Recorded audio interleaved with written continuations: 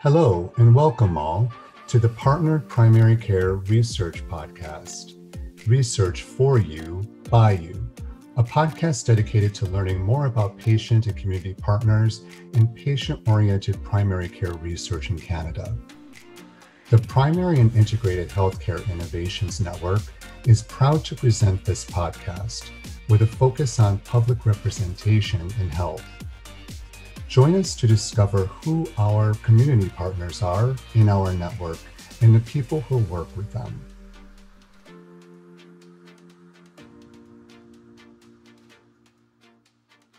Hi, and welcome to the Partnered Primary Care Research Podcast, Research for You, by you. My name is Jillian Bartlett-Esquilant, and I'm the Executive Director of the Network Coordinating Office of the Primary and Integrated Healthcare Innovations Network.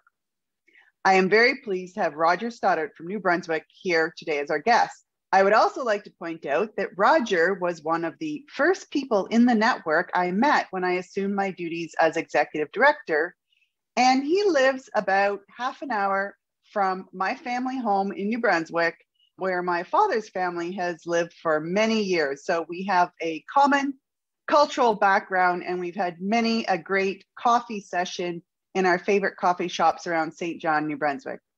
So Roger, please tell us a little bit about yourself. Thank you, Jillian. First off, I guess my family, I have 2 kids and my wife. I went to school in Nova Scotia, grew up there, moved to New Brunswick in 1979, 1980, but I still have a lot of ties in both provinces. So I love New Brunswick. So that's where I live, in a place called town Quispamsis. I started into this process as a mentor for med students through DelMed in Halifax / New Brunswick, when they were doing group pods of different individuals that were going to be into the work field, from respiratory people to doctors to you name it. Then they changed it to mentoring just the med students. So I became kind of a social guinea pig, so to speak, for these newfound doctors. But my love of people and my love of trying to help, not so much myself. I got sick in 1993, and that's a long story. That's a long story. Having just got over 5 months in the hospital, then cancer last year or a year before that, whatever it was. But I like to be a person who speaks on behalf of other people. I have a very close family member that has a serious illness that she can't speak on her own, and I speak on her behalf. So I'm both a caregiver and a patient. I became a patient in 1993 after an accident and subsequent to a surgery that didn't go so well. But that's me from that side. Thank you. I have heard some of your story, and it's really fascinating. And then, as I often tell people, your patient journey has convinced me that you're an incredibly tough human being, and we're very pleased that you've decided to use your skills to speak out for others. So can you tell us a little bit more about why you became a patient partner? You mentioned a family member, but can you tell us some about that? Yeah, I seen this advertisement. They were looking for a partner in UNB, and that's how I met Shelley Doucette. I put myself out there. I've had so many operations and so many illnesses, and this year was no different. So I met Shelley, and we talked about a project that she was working on, and asked me if I wanted to join the operations group. And it was a whoa. And so I read about it a little bit, and my first venture into being a patient partner was the UNB Spore Picky Pocket that I belong to today as an operations. But right from the beginning, they took me in, and I started from beginning to end, and actually did a presentation on that with Shelley in Montreal. That's how I went in. I started there. And then the hospital was doing their thing, but it wasn't just a hospital, it was a regional health authority. And for us, it's huge. For other places, it's small. But I started there. We started talking about this patient advisor, patient partner role in healthcare, quite a while ago, even before SPORE or PICI, well before that. Their roles were meetings and committees and all this kind of stuff. My advocacy, on the other hand, started when my daughter became ill. And that was when the advocacy heat was really turned on for me, so much that it bothered the health minister, and he asked me if I wanted to have a role as an advisor on an advisory committee for mental health for the government. So I did that for 8 years. Stopped banging my head against the wall with that.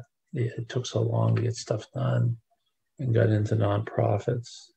And I'm still in volunteer nonprofits with mental health.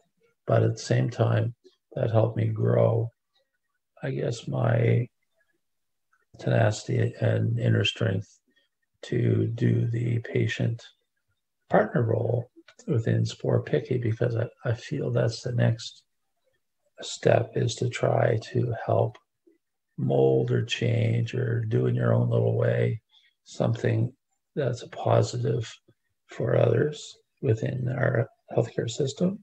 If we can change from the inside out, if we can change policy or change direction or improve on policy for healthcare and for individuals, then that's what I want to do. I'm 62 with a lot of chronic health issues. I'm on oxygen. You can't see me, but I can hear it constantly. Looking at a couple of generations after, like my 5-year-old granddaughter, for example, if we can make improvements for that generation, then it's a win-win for me. Thank you. And I appreciate that you made a distinction between your role as an advocate, which you have extensive experience in, and your role as a patient partner, where you're really there at the table with the researchers, having input into the evidence that's being generated that might then be used for advocacy purposes. And for those of our listeners that don't speak acronym, UNB is University of New Brunswick, and Roger works with the New Brunswick site, as you mentioned, with Shelley Doucette, in a lot of very exciting projects that they have going on, including some very strongly focused patient partner input. Yeah. So Roger, you've talked about why you became and some of what you've been doing. I wonder if you could elaborate on what it means for you to be the patient partner and some of your lived experience as a patient partner in primary care, what matters to you. I know you've been involved with some signature events with Shelley, so maybe you could elaborate on one of those? Well, can I elaborate quickly on 2 little ones, or 2? Not little Absolutely. ones. The Navicare program is something that the university team had sat at the table many times. There was great leads on that, Shelley, Alison, Luke, and so forth. And our team, our group committee team as well, that overseen that. And Navicare is a standalone healthcare system. Simply, you call it, it's not part of our provincial program. It's financed by a private individual in the community that donated roughly $1 million out of the group's fund. And we were able to hire a social worker and a nurse. And there was a call in, and that social worker acted as a navigator to get you to the right connections for what you required. And if it was health, they would direct you to the nurse, the RN that was hired, and she would help you through the health side. On the social side, the social worker would help you out if you needed, or your child needed counseling. And this was age kindergarten to 18. I think we tried to up it a little bit in age, where I last left off, and that I can remember actually, because this last little health thing has robbed me of that a little bit. And another little one was, we did a patient-run, researcher-backed and supported and coached, I guess would be a good way to say what the researchers were doing, and also taking all their notes as to what was transpiring during that night. This was it was like a Shark's Den, only it was Patient's Den. And we had picked a pool of, they call them patient advisors here. They were the panelists that actually asked questions of groups that were vying for grant money. And we were given a fair amount of grant money. I think it was $20,000, which is, you get $5,000 grants to give out. So anybody will take 5,000 if they can get them to help with their programs. So we had a large turnout for people who wanted to get up on stage, tell us in 10 minutes exactly why we should give them $5,000. And it was anywhere from teams of doctors doing projects to Stancasti, which is a facility for people who have paralysis or recovering from strokes or whatever the case. A lot of children head injuries that go there and so forth. And what they wanted was these bikes to help kids learn how to drive a bicycle that have neurological issues. It could be from birth or not, or injury. But that was one that I really enjoyed. And my part in that was right from the beginning with the operations group to decide on that project. And then we ran with it, and I was able to get a guest speaker for it. And I was on the panel along with a couple of friends. And yeah, we took our scores back and tabulated them and made decisions on 4 of those grants. The following, it was done in French in Moncton. And we're hoping to continue it on after, if things settle down with COVID. We would love to see that carry on, because it not only was it productive for those individuals that won, but it was good for the patient partners, patient advisors that worked on it. So for me, it was an enjoyable event.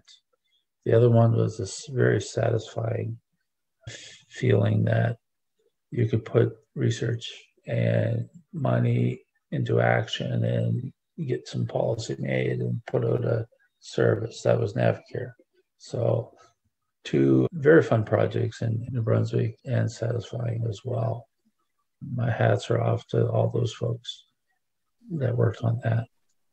Yeah, I have to say the Patient's Den is one of my favorite things to hear about. And it just goes to show as well that in primary care, we can do a lot on very little funds, but having that direct ability to express patient priorities in terms of research is very empowering. It's very encouraging to hear. And I think everybody enjoyed, from what I've heard, everybody enjoyed that experience. Oh, yeah. So, yeah. Roger, you have a lot of experience in being a patient partner. What advice would you have for someone thinking of going down this road? Well, if the person was interested, I would first ask who I knew that was involved. I would maybe apply lightly just to see whether I would be useful, because I think a lot of people don't feel useful after a while, after they sit around, after they're retired, after they're sick. I didn't retire. I got sick and I got involved. I need to get involved. I wanted to give back to our healthcare system as well. So if an individual is really looking to be part of that patient partner action plan, if they want to change healthcare as it is today, you really need to get involved. Check with your hospital, check with your doctor's office, check with the university if there's any way you can help. And if there's indicators there that there's a potential for a research project, do it.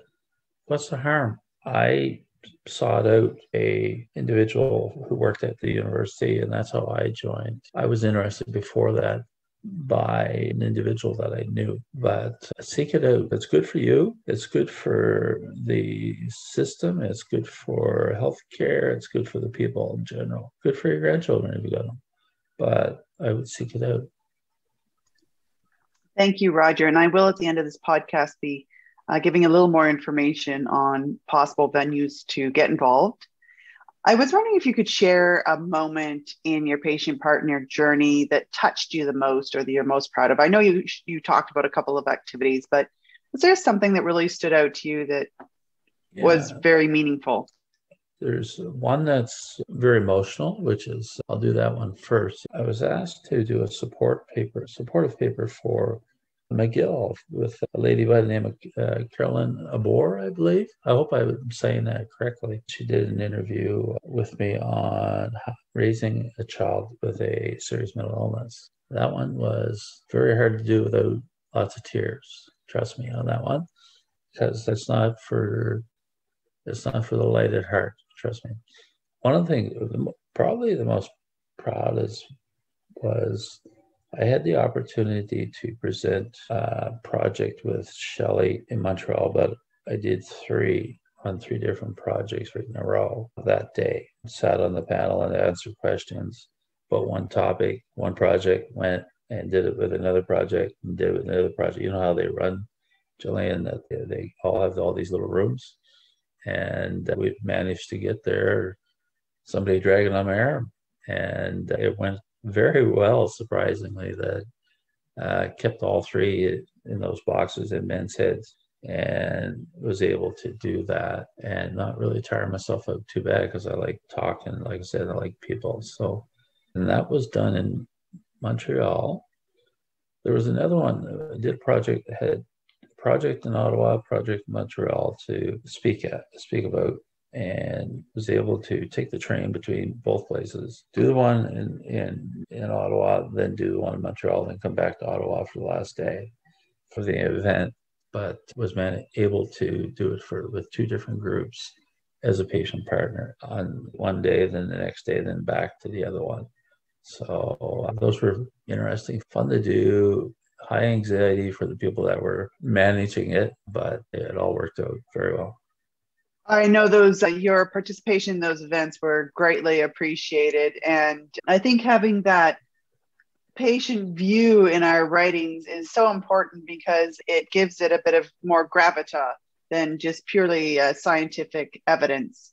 Let's flip over a little bit here now. I wonder if you have any messages or advice for researchers out there who are new to patient-partnered research and considering going down this rewarding but challenging path. Yeah, I want researchers to put themselves out there when an opportunity comes to ask questions to patients. I was to an event in Moncton, and we had researchers in the audience, and we had patient partners up front, and it was very difficult to get researchers to ask questions. That's what they do.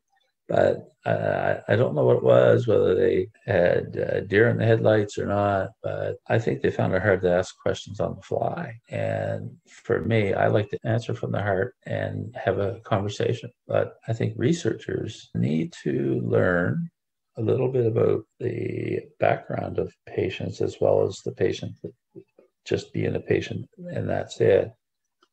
Doing a little training on how to approach a patient, communicate with the patient, have a real conversation, throwing in your questions through that so that you get your information that you need, but actually sit down with them and have a conversation. I do like the idea of maybe training them together so that they can understand from where the researcher comes from, as well as the researcher understands where the patient comes from. So yeah, I would throw them right there in the pot, researchers and patients, and see how they fare. But yeah, I think train them together for future projects, because patients are going to be involved in projects for a long time.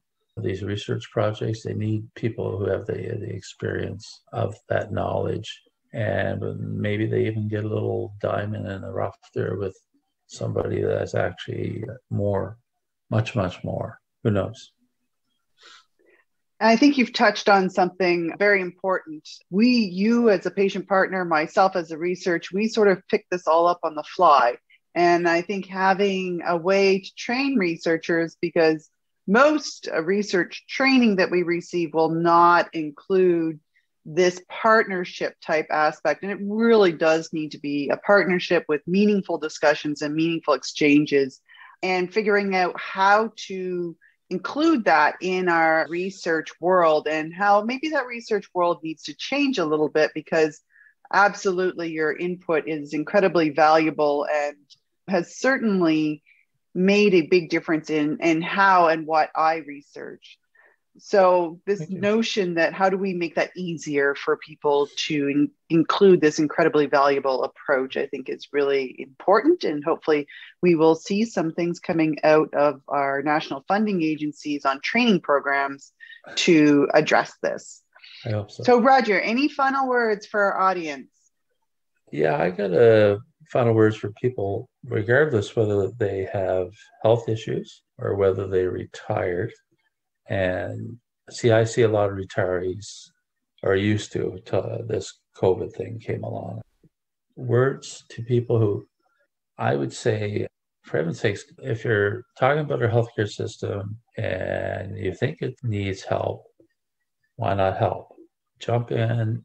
Don't fear that notion of not being useful, because if you were a patient, if you were a person that had a loved one that was in hospital and you think things could have been done differently, or you got any ideas in regards to healthcare, or you want to help healthcare, then get involved. Don't sit in the corner of Tim Hortons and talk about it or talk about politicians and not doing enough for our healthcare system. If you don't get involved, it's the same as voting. If you don't vote, why would you talk about it? And why would you talk about our healthcare system if you're not involved in our healthcare system? Because it's yours. That hospital that sits in St. John is mine. It's as mine as Jillian's is when she's down here in New Brunswick. Those are our hospitals. We're paying for them. We're paying for people that are working there. So for heaven's sakes, you need your voice. You need that person's voice. Those people that are sitting home, sitting on oxygen, like I'm on oxygen, I'm still able to get my voice out. Take your time. But, you got to get involved. If you're in a situation where and I can talk on this because I do have some serious health issues. For heaven's sakes, your life is not done now. Get involved, make a difference. It will change your life. It'll make your life better or more positive. People like to be around positive people. And instead of crawling in that cave that I know it's easy to crawl into when you're down and feeling a little bitter or sad about yourself and you have a lot of pain, get out there, do it. Make a phone call.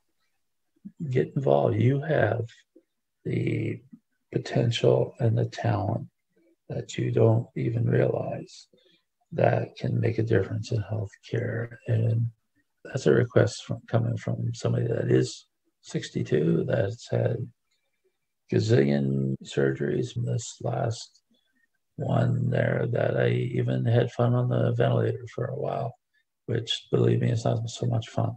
But that's my ask of people who have the time to help researchers, and the people who think they don't have time, who are working. I would like them to reach out as well, because they have lots to give as well. They may not have as much time, but they certainly have a say in these matters. Thank you for that, Roger. And I really do hope at some point in the future, as we get a handle on this pandemic, that I will be able to see you again at Timmy's or at our favorite breakfast place. We can exchange some great ideas. And that brings up an interesting point. As Roger says, if you get involved, we've had a lot of chaos in the last year, and I think we have an opportunity to build back better. And it would be wonderful to have your voices being expressed as we do so. For those of you wondering how you can get involved as a patient or community partner, if you go to our website at sporpicky.com, that is spor-pihci.com. On the landing page, there is a map. And if you click on your province or territory, the links for that particular network will appear. On their website, you should find more information on how to link with your local primary care research groups. At the bottom of the page, there is also a link under Get in Touch that will allow you to directly email us. This is the same page where you can find our previous podcasts and other information that's been generated by our research network, including our Patient Partner Advisory Council, who are extremely active.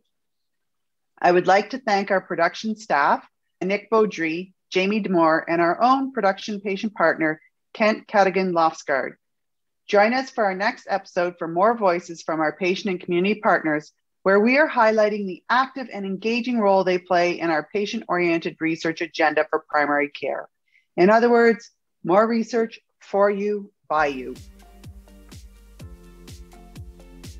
This podcast was brought to you by the Primary and Integrated Healthcare Innovations Network, otherwise known as the PICI Network, in collaboration with the New Brunswick Strategy for Patient-Oriented Research PICI Network. Visit our website at sporpici.com. That's SPOR-PIHCI.com to learn more about our activities and upcoming events.